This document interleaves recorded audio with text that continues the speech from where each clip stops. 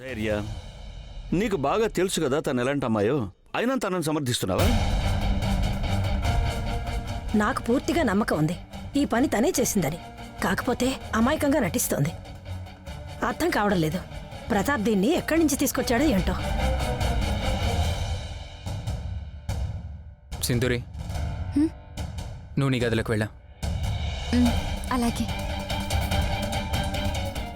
నా హీరో నన్ను కాపాడాడు అంటే నిజంగా తను నన్ను ప్రేమిస్తున్నాడనమాట.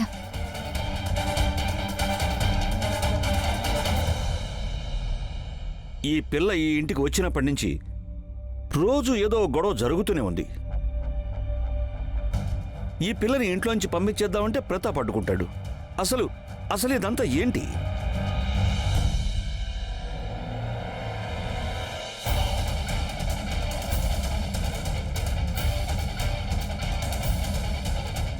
కాక ఇంకొన్ని రోజులు ఆగండి. ఈ చిక్కుముడి దానంతటదే విడిపోతుంది. ఎవరి మనసులో ఏముందో తెలిసిపోతుంది.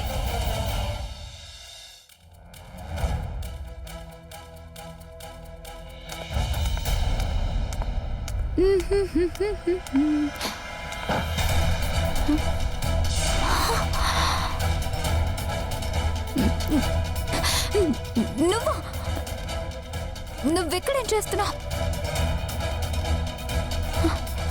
నేను నీకోసమే ఎదురు చూస్తున్నాను. ఇప్పుడు చెప్పు, కాల్చి పారేయమంటావా లేక నిజం చెప్తావా? చూడు, నన్ను వదిలేసి ప్లీజ్ ప్లీజ్ నన్నేం చేయొద్దు. అలాగా? నీ ప్రాణాలంటే ఎంత తీపా?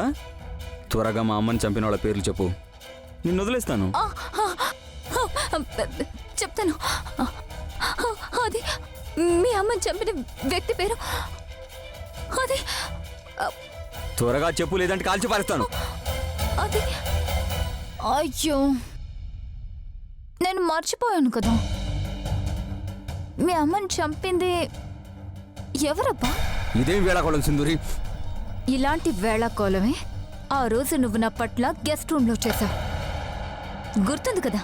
అలాగే ఈ తుపాకీ చూపించే నన్ను భయపెట్టావు కదా, కాచావు కదా, డిష్ క్యావ్ అని. పెద్ద చంపొచ్చాడు. నేనేం చెయ్యనని నీకు అనిపిస్తుంది కదూ? నువ్వేం చేయలేవని నాకు బాగా తెలుసు. ఎందుకంటే ఒకవేళ నువ్వు నన్ను చంపేసావనుకో, నా చావుతో పాటు మీ అమ్మని చంపిన హంతకుడు ఎవరన్నా రహస్యం కూడా సమాధైపోతుంది. కాబట్టి మీ అమ్మని చంపిన వ్యక్తిని నువ్వొక్కడివే తీరిగ్గా వెతుకు. ఇక్కడికిక్కడే కాల్చి పారేస్తాను నిన్ను. ఏం చేస్తావో చేసుకో. అంకుర్, ఏంటి నువ్వు చేస్తున్నది? తనని వదులు అంకుర్. అంకుర్, తనని వదులు. అంకుర్, తనను వదులు. వినిపించలేదా? చెప్పేది నీకే, తనను వదులు. అంకుర్ గారు ఏంటిది? వదలండి అంకుర్ గారు, వదలండి. ఇదెంత అమాయకంగా కనిపిస్తోందో అంత అమాయకురాలేం కాదు. ఇంతకు ముందే స్వయంగా నా కళ్ళతో చూశాను. ఆ పిల్లాడు దీన్ని చేయి పట్టుకుని తీసుకెళ్ళడం చాలా మంచిదైంది. ధైర్య నాకు అన్ని విషయాలు ముందే చెప్పడం, లేకపోతే నేను మోసపోయి ఉండేదాన్ని.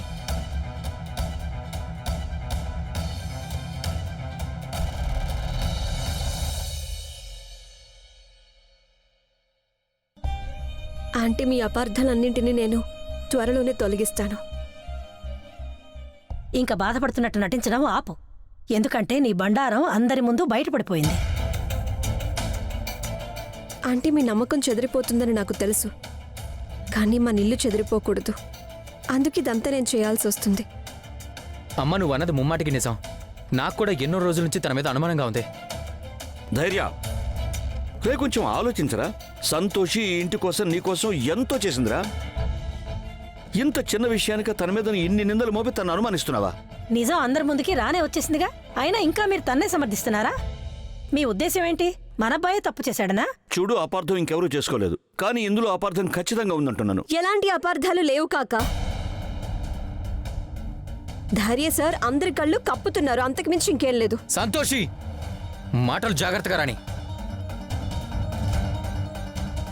ఇప్పుడు రెడ్ హ్యాండెడ్ గా పట్టుబడ్డావు కదా, అందుకే అమాయకంగా ఇలా నటిస్తున్నావు. ధైర్య, ఆపు. ఇంకేం మాట్లాడుకో. ఆపాలా? ఎందుకు ఆపాలండి? ప్రశ్నించాల్సి వచ్చినప్పుడు తనే ముందుండి ప్రశ్నించింది. ఇప్పుడు జవాబు చెప్పాల్సిన సమయం వస్తే తన్ని ప్రశ్నిస్తే వెనకంజ వేస్తోంది. అమ్మా, తన పెంపకం ఎలా ఉంటే అలానే బిహేవ్ చేస్తుంది. అవునండి, నా పెంపకంలో లోపం కనిపిస్తుంది. మరి మీది? మీరు చేస్తున్నది మాత్రం ఏంటి? అందులో ఎలాంటి లోపం కనిపించడం లేదా? మోసం చేస్తున్నారు. మళ్ళీ నా పెంపకంలో లోపం ఉందని మాట్లాడుతున్నారు. చూసారా? చూస్తున్నారా మీరు? ఇప్పుడు తను నా పెంపకాన్ని, మీ పెంపకాన్ని, ఇద్దరి పెంపకాన్ని తప్పు పడుతోందండి. ఎందుకంటే ధైర్య ఆమె సంస్కారాన్ని ఎత్తి చూపిస్తున్నాడు. ఏం మాయ చేసిందో ఏంటో తెలియదు కానీ ప్రతిసారి మన పిల్లాడిదే తప్పుగా అనిపిస్తుంది. అయ్యో, భార్యాభర్తలన్నాక గొడవలు జరుగుతూనే ఉంటాయి. అంటే దాని అర్థం ఏంటి? వేరే మనిషి చేయి పట్టుకుని వెళ్లాలని కాదుగా. నా కారణంగా కాక ఆంటీలు ఎంతో బాధపడుతున్నారు. విద్య, అంత నమ్మకంగా నువ్వు నిందలన్నీ తన మీద ఎలా వేయగలిగావు? అరే, ఇంకొకరి చెయ్యి పట్టుకుని వెళ్ళినంత మాత్రాన అదేం తప్పు కాదే. సరే, ఇప్పుడే ఈ క్షణమే అనుమానాలన్నీ తొలగిస్తాను. సంతోషి, చూడమ్మా, నువ్వే చెప్పమ్మా, నువ్వు ఆ అంకుర్ చెయ్యి ఎందుకు పట్టుకున్నావు? నేను ఎలాంటి సంజాయిషి చెప్పను కాక. సంజాయిషి చెప్పాల్సిన అవసరం నాకేం లేదు.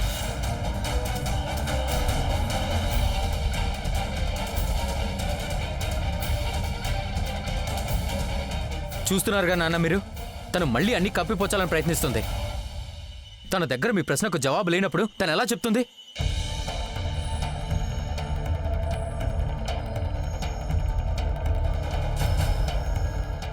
ఇక నేను ఆలస్యం చేయకుండా వెంటనే నెక్స్ట్ స్టెప్ వేయాలి.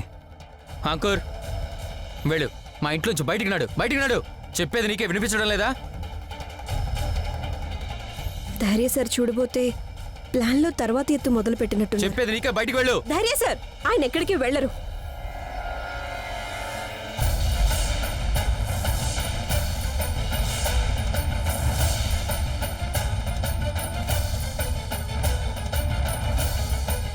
గుర్తుంచుకోండి ధైర్య సార్, మీరు మొదలుపెట్టిన కంపెనీలో సగం వాటా నాది. అందుకని ఏ నిర్ణయమైనా మీరు ఒక్కరే తీసుకోలేరు.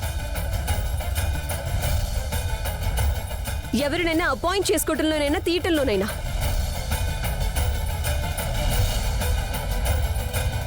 ప్రతాప్, ఒకవేళ అంకుర్ గారిని మీరు ఇంట్లోంచి గెంటేస్తే నేను ఈ ఇల్లు వదిలి వెళ్ళిపోతాను.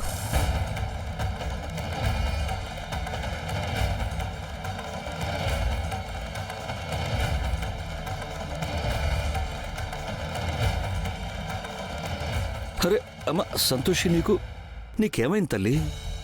అమ్మ, పరాయి మగవాడి కోసం నువ్వు నీ ఇల్లు వదిలేస్తావా? నాన్న, తను పరాయివాడు కాదు. సంతోషికి ఆ కుర్రాడితో అఫైర్ నడుస్తుంది.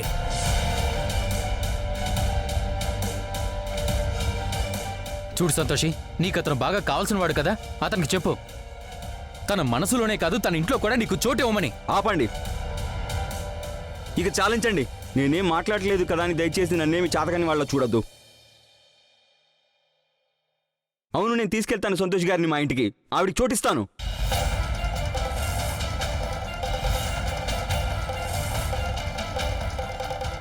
ఇవాటి నుంచి నువ్వు ఆవిడ గురించి ఒక్క మాట మాట్లాడడానికి వీలేదు. అయితే తనని తీసుకెళ్ళు.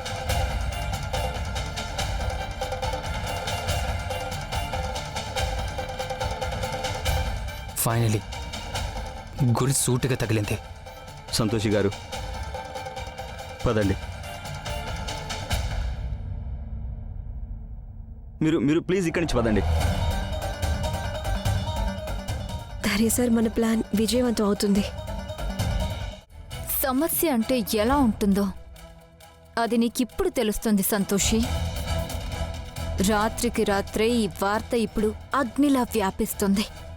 ఇక రేపు ఉదయానికల్లా నీ పరువు మంట కలిసిపోతుంది.